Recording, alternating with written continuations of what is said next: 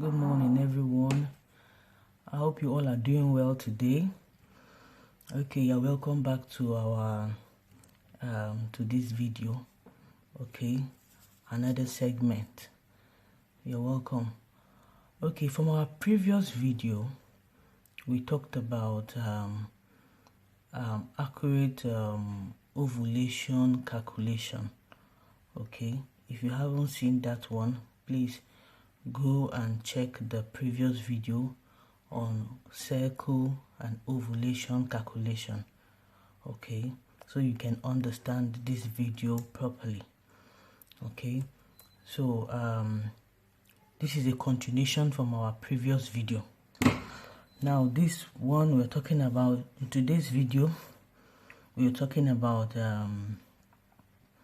cycle calculation for gender selection. Cycle calculation for gender selection. Okay, now this topic is really very important. It's very important because you know, in planning for a particular sex, a boy or a girl, it depends on what the woman calculates. Okay, it depends on her cycle days. Okay, it's very important. In planning for a particular sex, you cannot just have sex at any day. You cannot just have sex at any day and you'll be expecting a baby boy or a baby girl. Okay, it's something that you need to time. All right, you need to time them, especially when you're planning for a baby boy. Okay, you need to plan it accurately. All right, now from the previous video, we talked about cycle, understanding cycle. Okay, that's from the previous video, understanding your cycle. Now we talked about having 30-day cycle, 28 days, 31 days, 32 days, 33 days. If you haven't watched that video, please go and check it out so that you can understand well. So now this one, we are going to make use of the cycle of May cycle. Okay, we're going to use May. All right, now here let's assume that your cycle here is a 30-day cycle. Let's assume your cycle here is a 30 days cycle. All right, and you saw your menses in the month of May. In the month of May, you saw your menses on the 1st of May. Okay, I will be circling it so that you can understand it well. You saw your menses on the month in the month of May. You saw it on the 1st day of May. Okay, now don't forget your cycle is 30 days. Okay, if your cycle is 30 days, that means the next menses is likely to come on the 30th of May, right? Okay, so I thought about and from the previous class I thought about your cycle, calculating your cycle. Now here, planning for a baby boy. I'm talking about planning for a baby boy here. If you want to plan for a baby boy. Now if you see your menses on the 1st day of May, if you saw your menses on the 1st day of May and your cycle is 30 days, now like I said previously, 30 divided by 2. 30 divided by 2 is what? 15. Okay, now in planning for a baby boy, count 15 days from the 1st day of your last menses. From the 1st day of your last menses. Now let's do it. 1 2 3 4 5 6 7 8 9 10 11 12 13 14 15. Now this is the 15th day. Okay, this is the 15th day from the 1st day of your last menses.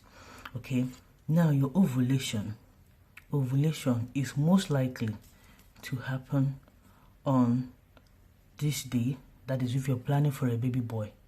I'm talking about baby boy here. Gender selection for baby boy. This one I'm doing now is for the baby boy. Okay, so you mark it. Ovulation occurs, this is the 15th day. So your ovulation, what do I mean by ovulation? That is when the egg releases. When the egg releases. Okay, so usually ovulation occurs 72 hours. Occurs 72 hours. So your day, your peak period for a baby boy is here on the 16th day and on the 17th day. Okay, that is for a boy. For a boy. Okay, 16th day and 17th day. If you have sex this period, this day, 16th day and 17th day, you have 99% chances of having a baby boy. That this one is sure. 99% chances of having what? A baby boy on the 16th day and on the 17th day. You can even have on the 15th day, but at night. Okay, at night. You can have on the 15th day at night. 16th day you can have sex. I usually advise most of my clients that they should have sex twice. When you're planning for a baby boy, have sex twice that day, not just once a day. Like have sex in the morning and at night of the 16th day, have sex in the morning and at night of the 17th day. Okay, very important. Okay, that is for a baby boy. Now after having sex these 2 days, you can even make it 3 days, but 9th of the 15th day. These other days there's no need. Okay, you just have to wait and pray for the good news. All right, so all things being equal, everything goes well, that 30 days that menses is supposed to come will not come. Okay, and you are sure to have a baby boy. All right, okay, then the next one, if what you want is a baby girl. Now baby girl doesn't really need much of a calculation or stress. Okay, you can have a baby girl randomly. Okay, let me use that word. Okay, now let's say your menses comes on the 1st of May. All right, and it ran on the 1st, 2nd, 3rd and 4th. Okay, your menses ran 4 days. All right, now you are free. When I mean free, I mean non-fertile days. Okay, I mean non-fertile days. You are free on the 5th, 6th, 7th, 8th. Okay, 9 you are also free. Even on the 10th you are free. I mean non-fertile days. You are free these days. You can have sex and nothing will happen these days. Okay, but if you want to have a baby girl, okay, from this day on the 12th day, which is the 1 2 3 4 5 6 7, okay, which is from the 7th day after menses, you are sure to have a baby girl any of these days. You are sure to have a baby girl any of these days. Okay, these days you can have a baby girl from the 7th day after menses. So that is, if you have sex on the 12th, on the 13th, on the 14th, a baby girl will come.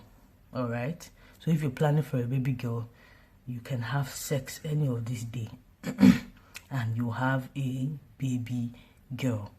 All right, so that is it. So like I said earlier, planning for a baby boy must be well timed. It must be well timed. You cannot just wake up one morning and you have sex and you're expecting a baby boy. It has to be well timed, and for you to time it properly, you have to understand your cycle. Okay, you have to understand. Okay, now for you to plan for a baby boy accurately, you have to understand your cycle. Very, very important. Okay, if your cycle is 32 days, you divide 32 by 2. If your cycle is 28 days, divide 28 by 2. Everything it is, just divide it by 2. I already taught that from the last class. Okay, if the first day of your menses is 5th of May, or is 6th of May, or 7th, just calculate anything you're calculating. Calculate from the first day of your menses, from the first day, not from the last day, because some people usually confuse it and say from the last day. No, it's from the first day of your menses. Cycle starts from the first day of your menses, not from the last day of your menses. All right, so I hope you understand this one on gender selection. Okay, with this you can decide, you can plan your next pregnancy. If you want it to be a boy or a girl, you can accurately plan it. Okay, so long you understand your cycle days, you will you calculate it very well, and you time it, and you will have the particular desired sex you want. Okay, now during this period, let me add to this. Okay, I want to add something to this. During the period of ovulation, there are some signs your body will get. There are some signs you will feel in your body during this period of ovulation. That is when the egg releases, the time that is ripe to have a baby boy. There are some signs you feel in your body. First of all, you feel some kind of a pain, maybe a cramp, either at the left side or at the right side of your pelvic area. Okay, you feel a little bit of pain or cramp, either at the left side or the right side of your pelvic area. All right, that's a sign number one that you are about to ovulate, or you are ovulating. Okay, and these signs usually occur from the 15th, 16th, 17th day. Okay, then secondly, another sign you feel is your body temperature. Your temperature increases. Okay, your temperature increases. You feel body heat. You feel the heat in your body. Okay, if you check your temperature, you will see that you have an elevated body temperature during that period. Okay, that's a sign also that you are ovulating, or you are about to ovulate. Okay, all right, so these are the obvious signs you see. Okay, about mucus, for some people you get mucus, for some people you will not even see the mucus coming out, but some you will see mucus, some they experience mucus coming out while some don't.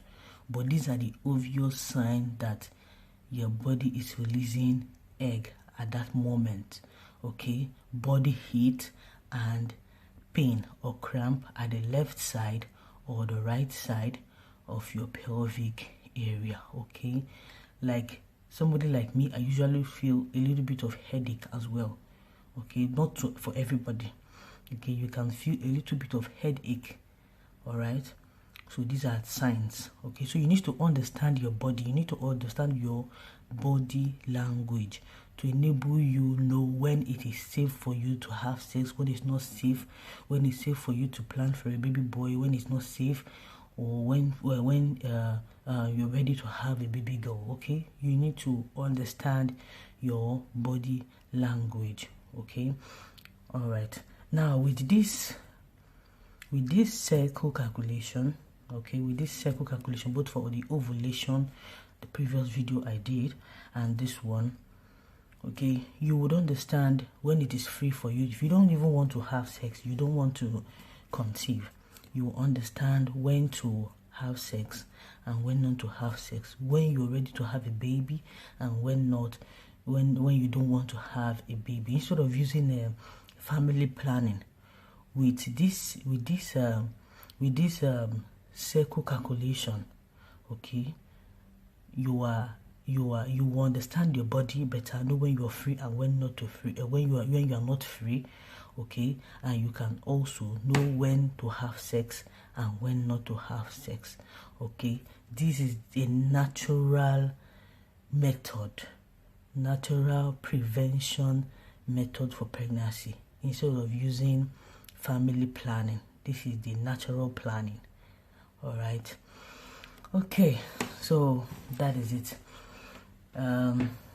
We've come to the end of cycle calculation, ovulation calculation, and gender selection. Okay, so if you have any question at all, or you don't understand, if there's any concern, do well to let me know. Okay, do well to let me know. Send your